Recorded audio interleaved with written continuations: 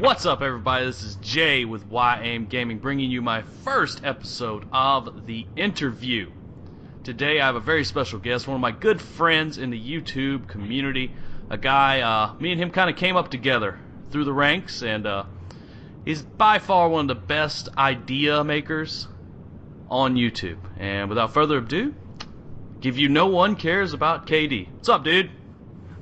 What's going on, guys? This is No One Cares About Katie. Yeah. So, What's going on? oh man, you know, it's my awesome intro. another day in the life. You know, I made my comeback, and I'm trying to do a few new things, and this is one of the things I wanted to do, and couldn't think of a better first guest to put on here than you, because me and you've been around together for a while. Yeah, it's been almost a year Yep. for me, actually. My year's coming up next month, Good. so I probably won't do anything, but I might. Maybe I something. might if I have time. Yeah. Go Yes, subscribe. if I have time, I might. Yeah, you might get something, you might not. Yeah, you might not. Whatever happens, happens. So with that being said, was there one person or one video or something you watched that made you want to start doing YouTube? Well, yes and no.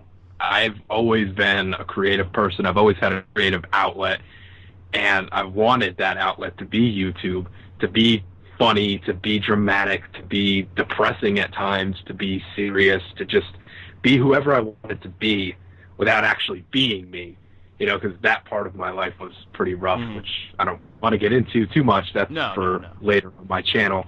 And then I started watching Call of Duty videos when I got into Call of Duty, and I watched the typical Ali, Wings of Redemption, T. Martin, and I was subscribed to Woody's Gamertag, and it was a bad time, but I actually, through Thunder and Mr. Soldier and a couple other people, I found other people who I did enjoy. And then I come across Raging, because I always raged at Call of Duty. Right, yeah, who did? And then I found the Schwantz27, and he was one of my biggest inspirations on YouTube, and a lot of my creativity and a lot of my, I guess, persona is ripped off of that, with some mix of Thunder, because he was a huge influence as well, the way he does his commentaries. Yeah, I mean, who? I don't know anybody in the COD community that probably couldn't pick Thunder as one of the dudes. I mean, that's the guy I first heard when I wanted to start, getting into Call of Duty. It was Thunder was the first guy I found, and then through him I found others, and that's kind of the same boat there. So what? I know you're a really creative guy, and like some of the ideas you have are just amazing. The cooking show. I mean, my God, if you haven't seen the cooking show, if nothing else, go to his channel and watch fucking No One Cares About Your Cooking Show. That is the greatest thing. Actually changed. It's called Cooking with KD now. Cooking the title with to me was KD. too long. The title was too long. It wouldn't fit in Twitter. But what motivates you, like every week, to just put out videos and come up with these ideas? Well, like I said before, I have a pretty big creative mind, and I have to get it out somehow. So that, in a nutshell, I'm already going to do, and it just keeps me going. It keeps me going. I get an idea, I get this in my head, I have to put it out. But also, the YouTube community, the good part of it anyway, the small part that there is, that keeps me motivated. The likes on the videos, the comments I get, the messages I receive from people. Just being such a small channel as I am, it's really just a huge motivator, and I just have such a great fam on YouTube as a whole, and that just, I'm feeling down, I'm just like, I don't feel like doing it, but then I'm just like, oh, well, I got this awesome comment today, it gets me pumped up and, energized, I gotta do this. That keeps me motivated on YouTube. Creativity and community. Yeah, I hear you. Like, the one thing that makes me just want to wake up in the morning and do it is when you look at the video you put out last and you see the comments and the likes and people actually enjoying what you did. That's what makes me want to do it. And there for a while, people weren't enjoying what I was doing. At least I felt that way, and that's what one of the reasons I took a break. And I know you took a break also. Yeah. Was that and that was the same thing. Yeah. That Okay. was the exact same thing I was feeling. I was feeling stale. It wasn't fun anymore. And the main reason was because I was doing daily videos, which I Yeah. needed to do, but it took the fun out of it. It does. And It I've does. always hated editing videos. The rendering process is ridiculous. And then I'm like, oh, I forgot to turn resample off. And then, oh, I forgot to do this and the frame and that. And I'm just like, fuck, I got to redo it again. Yeah. But now it's just, I'm having so much fun just even editing the videos. And like Right. the montages that I'm making, I have a rage tage coming up in the next week.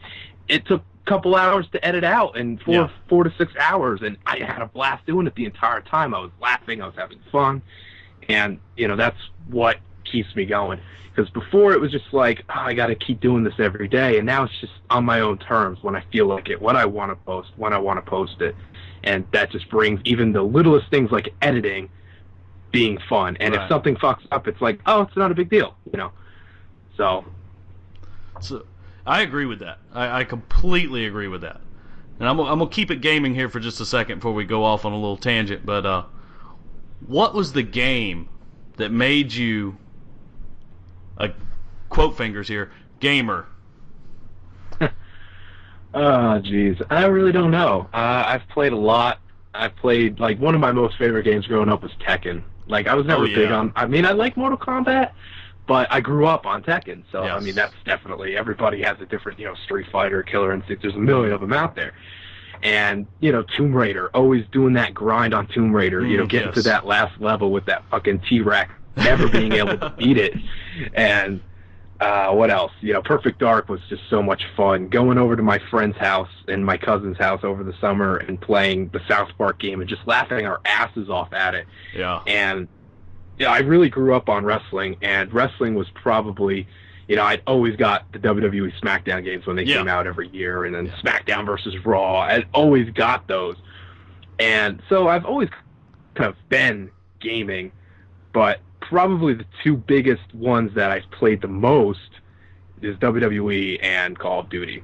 They've probably made me most interested in gaming. Right. And, you know, probably my favorite game is Perfect Dark. That game just fucking pushed the limits of the N64. And Yeah. to me, anyway, it was amazing. And that's one of the original FPS games too, right? Yeah, that one. And I know GoldenEye. Bond was the first, I think, but GoldenEye was really Yeah. good as well. Yeah. But Perfect Dark was, oof. yeah, like they expanded on the whole FPS Oh, yeah. genre right there. And then that's when Yeah. everybody started to realize those games were going to be hot for a long time. And they still are. You know, even though COD's kind of gone to shit, you know, we still got Battlefield and other games they're kind of holding the line. So, Yeah. all right, I want to get into music because most of you know that I'm a musician. I play guitar and stuff like that. But KD is also a great musician. And if you ever had a chance to check out, me and him had a little guitar battle on his channel one time. And it went awry because Google Plus Google Hangouts doesn't really like to pick up guitars. But it was It fun. turned out pretty good, though. It It turned did. out good in the end. It did. It just likes to compress when it shouldn't compress. But what is your favorite? What is the band? I shouldn't say your favorite band, but what is the band that made you want to start playing guitar? And then I can tell you what mine was. That's easy. Metallica. Really? Metallica. I mean, it's more Megadeth now, but because I've matured. Yeah, But- no. I hear you. I know what you're going from. But Metallica, man, just Hetfield's voice, Oh, yeah. Cliff Burton's amazing bass, Yeah. the drums doing unpredictable things. Because most of the time the drums follow the rhythm patterns of the guitar with the bass, you know. Right. And just the unpredictable drums that Lars does. Yes. And he's honestly not that good of a drummer, but that's pretty amazing technique. He can hide it behind that, which just makes him a great drummer. Yeah.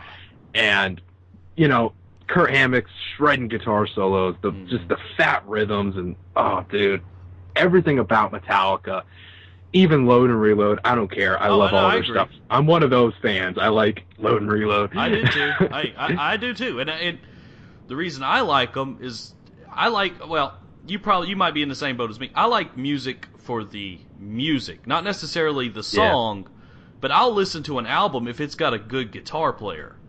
You know, and then I can It's just pick like, up some They tricks. sold out. You know, it's not thrash metal anymore. Right. You know, whatever. But they've never been really thrash. They've been melodic the whole They were time. heavy. But They were heavy melodic Yeah. metal. They were But just the first they to were hit it just- mainstream. yeah, they were just the first band. The first song I think I ever heard was either was it Through the Never? Oh yeah. It was either that one or Fuel. One of those two. And ever since then, it's just been Metallica. And when I first started writing riffs, it just sounded like Metallica. Right. And, you know, I finally expanded, and, you know, Megadeth is my favorite band now. I love Megadeth. Dave Mustaine is an expert guitarist. Mustaine, Marty Friedman, both those guys can rip. Just outstanding. I just love all sorts of music, and it could just be anything. It could be rap, country, old school is what I mainly stick to. The newer stuff, let's not get into that. There's few and far between in the newer. The only newer band that I even listen to is Alter Bridge, and that's just because of Tremonti. Tremonti's an amazing guitar, but one of the most underrated dudes of the '90s, you know, with Creed. But sure, that guy can rip. Alter Bridge is good. That guy can rip. Five Finger Death Punch, I can stand. I can stand him also. Parts. They have. I like the guy's voice with that kind of music. It really works well, I think. Yeah, and I will say the only real modern band that I like is of Monsters and Men. Okay. Their sound is just so soothing and it's just so emotional. Right. I love it. Yeah. I don't even care. No, that's fine, man. You know, it's my favorite band of all time is Alice in Chains. And Jerry Cantrell, and you can tell by my guitar playing that Jerry Cantrell's a huge influence. I got that really bluesy, heavy, you know, that's my style, and you know, Cantrell was it. He was the man. And you see, this is why I think my music and the stuff that me and my brother write is so different, because we grew up on grunge. We grew up with Pearl Jam and FTP. And Alice in Chains and all that stuff, and Nirvana, and when we add that with thrash elements and punk elements, and it just comes together in this weird but energized, emotional, just mess of just awesome music. And it's so cool the way we write stuff. Well, I'm gonna ask you, let's see, how many guitars do you own? I have an acoustic. It's a Rogue. It was $50, but that's what I'm talking about. It's amazing sounding. It sounds like an Epiphone. And then I have my first guitar, which was a Fender. What was it? It's a Strat. Oh, I know what you're talking about. You're talking about that Squire 51. Yeah, the 51 I've seen you Squire. playing that. And they're cheap too, yeah, and they sound good though. Yeah. And it was a great guitar. I still have it. I need to plug it up. There's a lot of wood on those guitars. A lot of wood. Very heavy.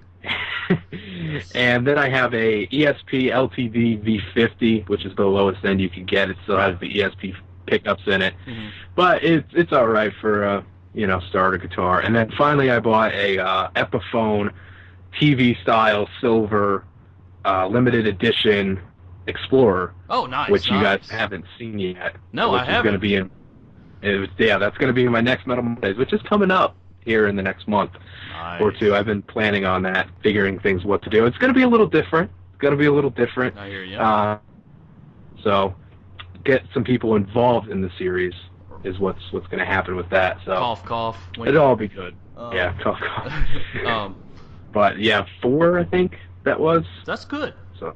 Yeah, I mean, hell, when I was your age, I didn't have that many, so I can't say anything. Yeah. I mean, I got like 6 or 7 now, but I mean, I'm fucking 33 years old. The Epiphone was, I believe, $860 some odd dollars, but I got it on sale for $350. Oh shit! So, yeah, I stole that fucker, and it sounds amazing. Have you scratched it yet?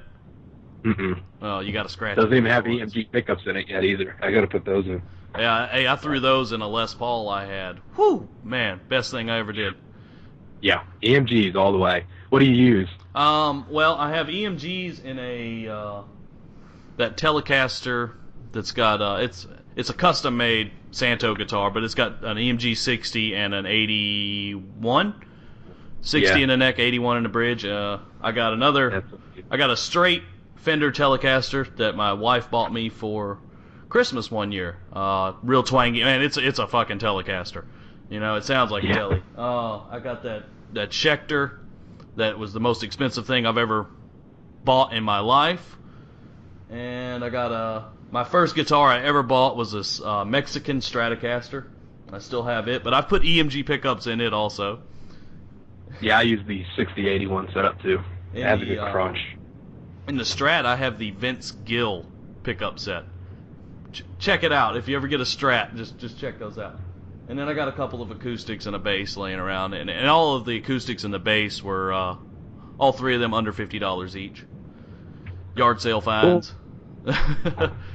But what is your dream guitar? If you had unlimited amount of money, you could go out right now and buy it, whether it's used, new.